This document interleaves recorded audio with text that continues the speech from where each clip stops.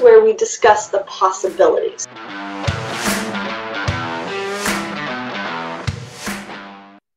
Hi guys, I'm Joe Klimczewski, founder of the Diet Doc, here with Dr. Kori Probst for the Life Mastery Podcast. Today we're going to be talking about fitness entrepreneurship, one of the 5 categories we like to delve into. And Kori, I always, of course, in airports, am hitting bookstores to look for magazines, something to do. And you know me being a nonfiction guy, I'm going to spend my time probably looking at something I think has some value. So I picked up the latest copy of Fast Company, of all the biggest or best business magazines out there. What intrigued me about this one was it's an annual issue they do on the 100 most creative people in business. And even how they laid it out was super creative, because the top 5 were, and they lumped them together, the 5 kids from Parkland, Florida, David Hogue, Emma Gonzalez, and the other 3 who have really been instrumental in trying to create a culture to looking at responsible gun control. And as I looked through this, I read the entire article, all 100 people, different people from Tesla and all over the place.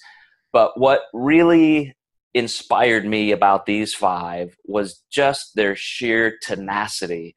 I have a phrase that I've used a lot, just massive action. Some of our own program owners have said they've printed that out and posted it different places, just massive action. And these guys and girls in just a few weeks, I think it was under 5 weeks, created one of the top 3 marches in the history of Washington, D.C., using, of course, what millennials are great at, which is social media. But man, they have just not let go. You probably remember certain talk show hosts who started disparaging them personally and their movement. They instantly contacted some of those sponsors and advertisers, sent out these lists. And one particular talk show host lost almost 30 major advertisers, cost billions of dollars with just that kind of action. So when I use that phrase, massive action, in the context of our own Diet Doc program owners, what's the first thing that comes to your mind? How do you like to use that as a key thought?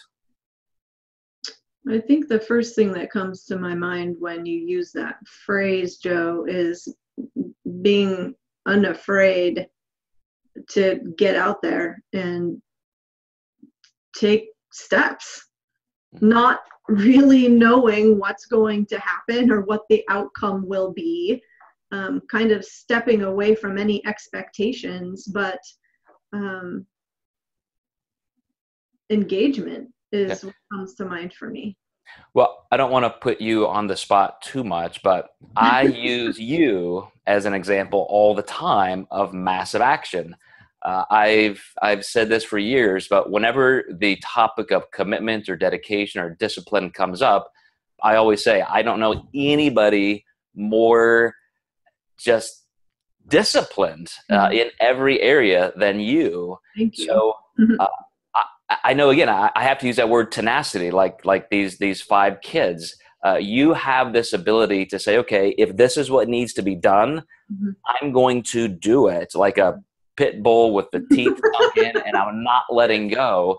So what are some steps, or what goes through your head that makes that such a consistent trait in your own work? I don't want to let you down. I don't want to let the company down. I don't want to let clients down. I don't want to let myself down.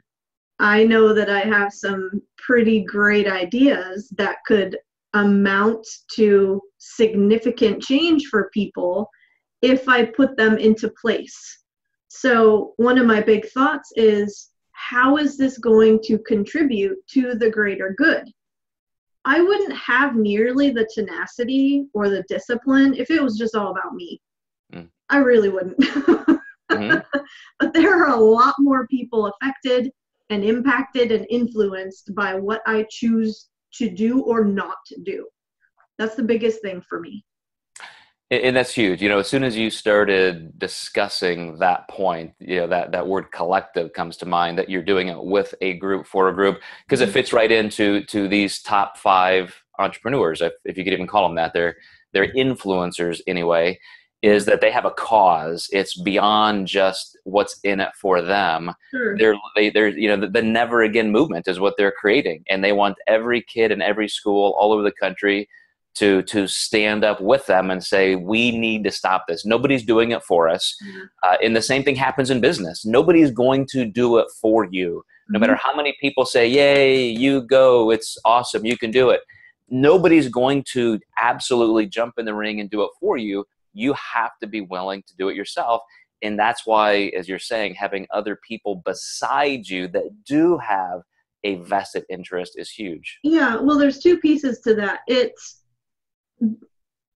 in a big way, a lot of what I do is on my own. Like, I'm the one creating these things.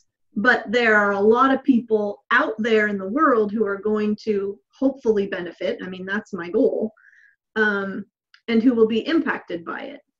This group is very fortunate in that what they're creating, they're not doing on their own.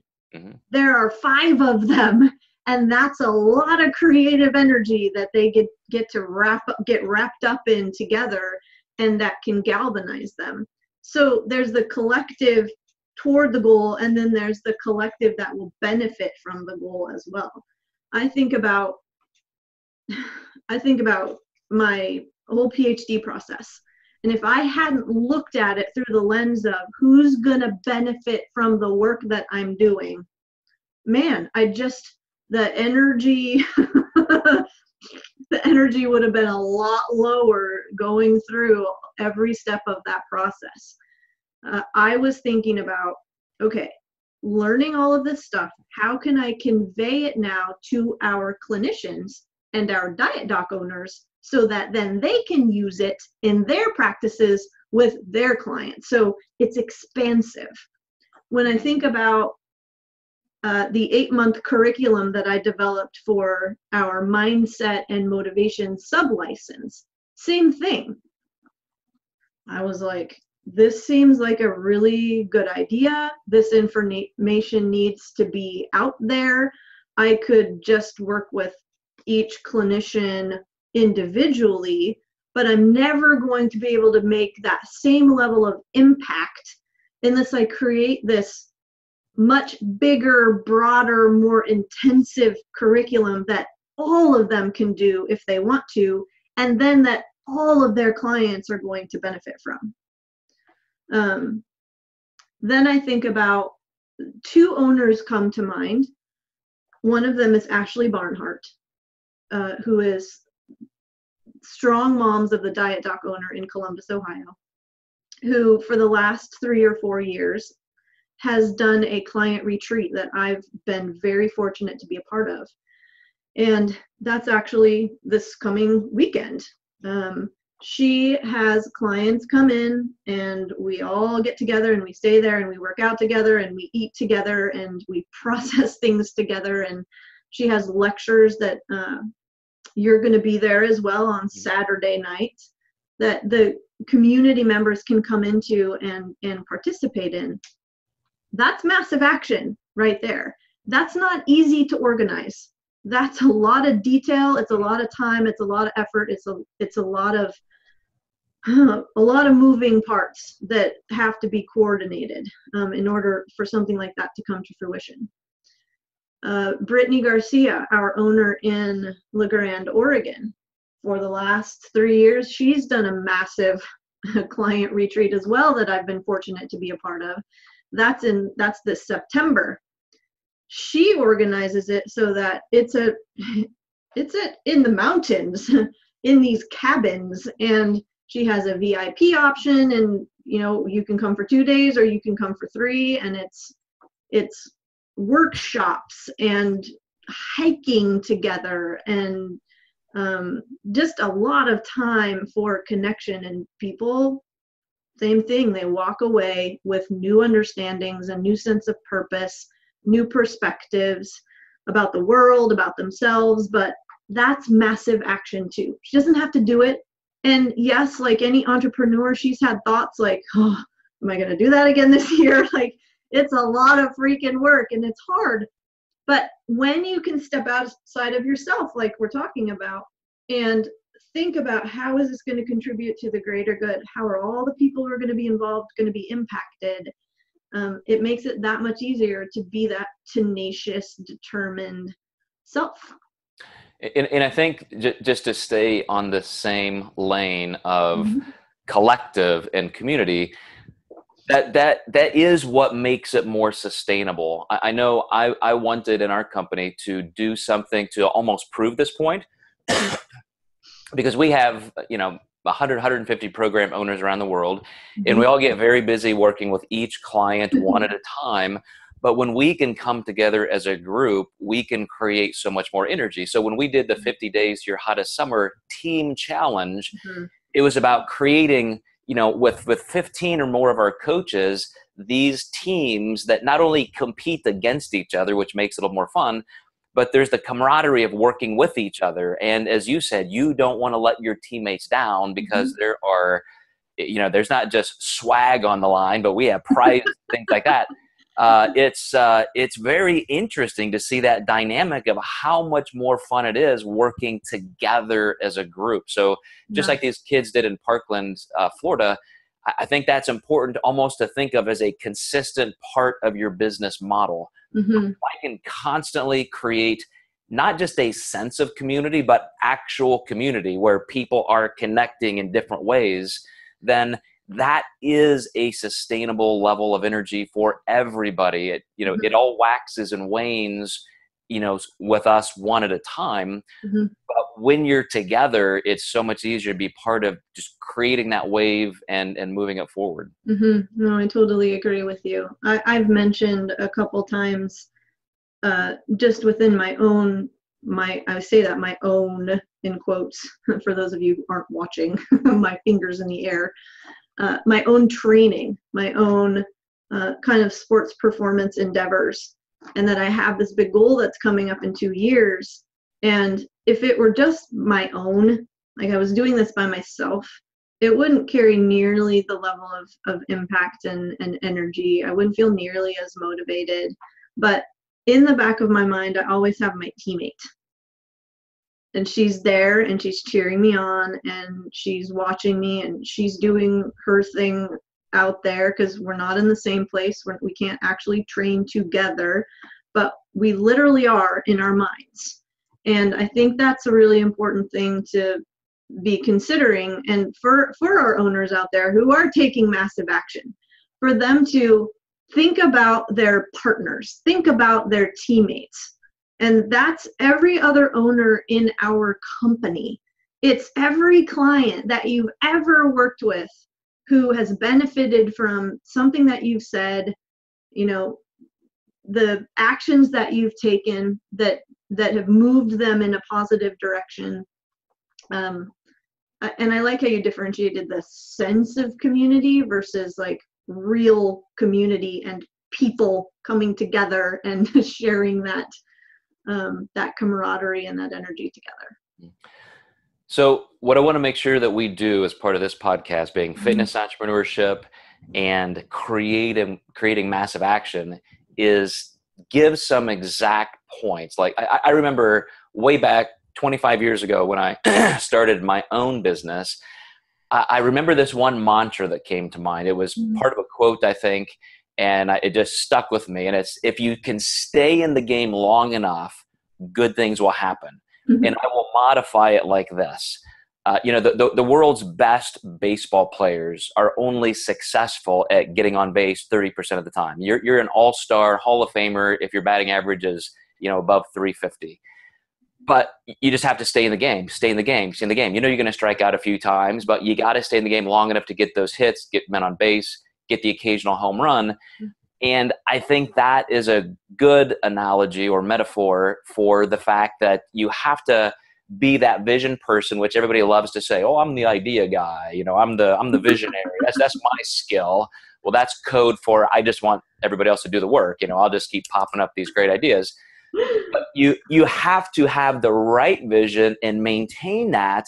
But there are a lot of steps, a lot of sweat, a lot of pain that goes into all of the days and the weeks to get from point A to point B. Mm-hmm. So that's where Kori Probst is the master. That's where I know you to be that pit bull that says, I'm going to block schedule. Mm-hmm. I'm just going to get it done. Mm-hmm. I don't care how many steps it takes for me to get to this point, mm-hmm. but I'm just going to put my head down and do the work. So for anybody who is thinking, okay, I'm sold, you guys, I need massive action. I'm going to create community. You know, I'm ready to go. I've listened to the podcast. Now what do I do? What would you say are key steps to implement sustainable massive action? Well, so I think having a concept of something is important to start with. Like the next thing I want to create is this online course for emotional eating, right? We've talked about this a little bit in a previous podcast. The next thing I did then was ask myself, well, what do I want to teach? What do I want to convey in this? What key points are going to be important for me to map out? And then it was a process of kind of reverse engineering. Okay, so if this is what I want to teach, I have kind of an outline. How do I want to teach it? Do I want to do it in video format? How long is it going to be? Is it going to be a 12-week online course? Is it going to be an 8-week? What's the format going to look like in order for me to convey that information in the best way possible so that people can actually learn it and actually watch the videos? I'm thinking through little details like that. But then the actual reverse engineering comes into place where I'm looking at a timeline. So knowing that 16 videos have to be created and 16 podcasts, one for each video, thinking about how long each one of those things is going to take. Do I want to script it first, or do I just want to do it ad lib? I'm going to look at my calendar and I'm going to be thinking, okay, you know what, based on my schedule that I have already and the limitations and responsibilities that I already have, what's going to be feasible here?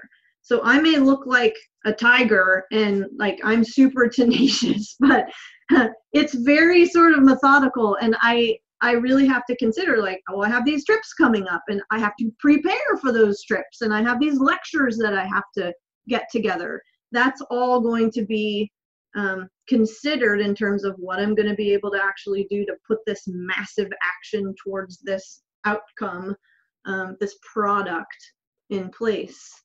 And I write it all down. And then it's a matter of the actual action taking place. And I don't look at it as, I guess you could say that I'm flexible with it, but I've planned it. Usually I've planned it so well that if I said, okay, I have to film 4 videos each weekend for the next, 8 weeks, then I'm going to find a way to do that.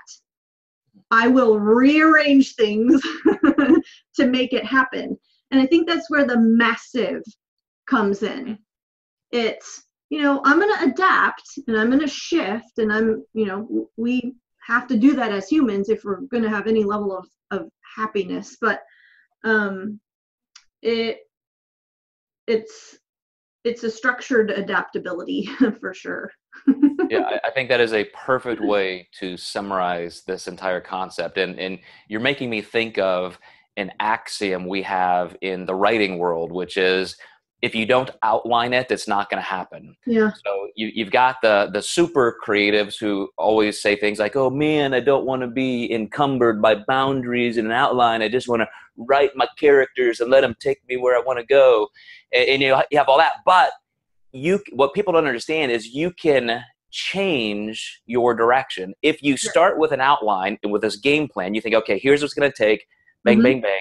I mean, my brain works in flowcharts and spreadsheets. That's just how I think. I automatically outline everything, but I'm also very creative. That's where I get my greatest joy in my personal life. But once I've created that path, which what I think is the best outline, whether it's for a book or business curriculum or something else, now with that outline built, I can just create. I've got the license to just do whatever I want. And then as that is unfolding, of course, there are going to be things that you have to go adjust. You adjust the structure.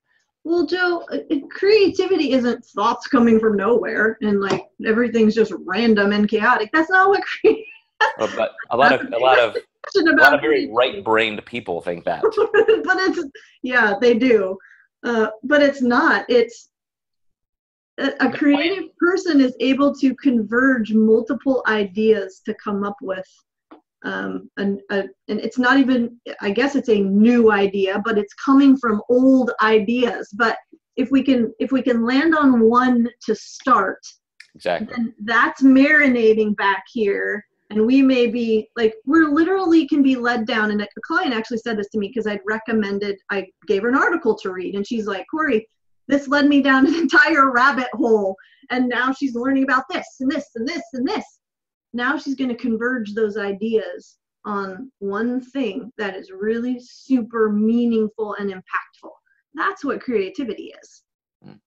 So the way Kori Probst has become legendary for discipline and just sheer work output is that you map it out, you're methodical, you reverse engineer the goal into your schedule, your physical schedule. You will block time to do certain things with timelines. Even if nobody's breathing down your neck, you create those timelines. So they're really, it's not a lightning strike of just massive, creativity.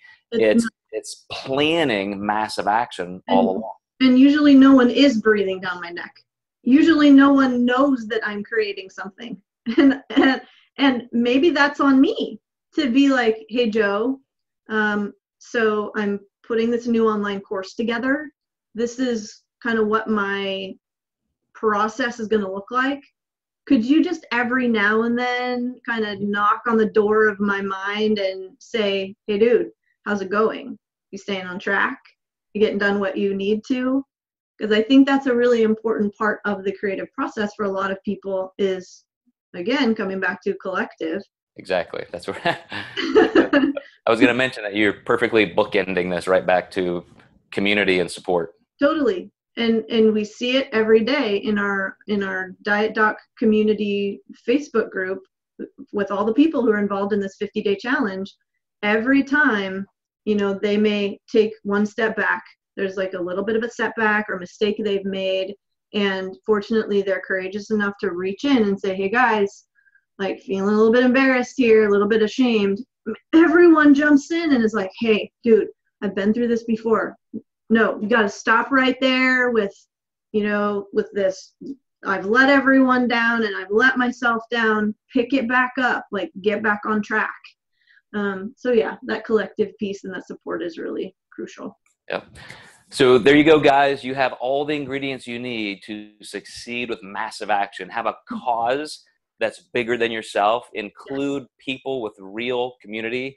Create timelines, flow charts, any way to outline what you want to accomplish. Give yourself those deadlines, and then just do the work.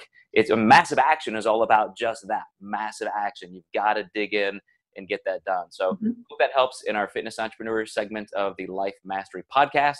We're going to see you guys next time with some more great stuff in another one of our categories. And don't forget to comment, give us some feedback on what you'd like to hear more of, and we'll keep coming at you every day. Thank you. Thanks, guys.